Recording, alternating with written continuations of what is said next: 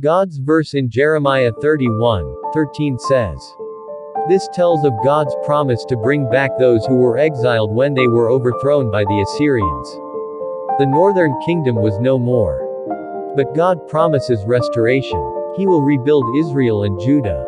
The exiles will return and the Lord promises to restore them with grain and oil, new wine and new flocks." God never abandons his people. The Israelites had abandoned God. They had not listened to the prophets, in this case Jeremiah and Isaiah. And so Israel had been defeated by the Assyrians and Judah by the Babylonians. The Assyrians drove the people out and they had to find new places to live. The Babylonians had sent them into exile in Babylon. Now God is promising to forgive them, bring them back and help them to thrive.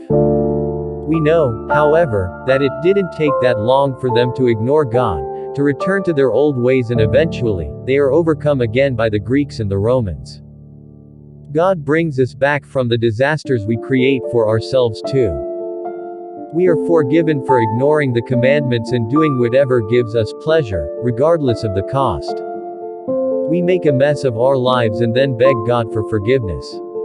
The good thing is that God is always willing to forgive us when we repent. Some of these times, the problems we cause for ourselves are not that easily taken care of and we might have to live with the consequences of our actions for years, just as the exiles did. But God helps us to deal with these consequences so that our lives may be restored, and we might live again in His presence. God bless you. Like the video if you believe.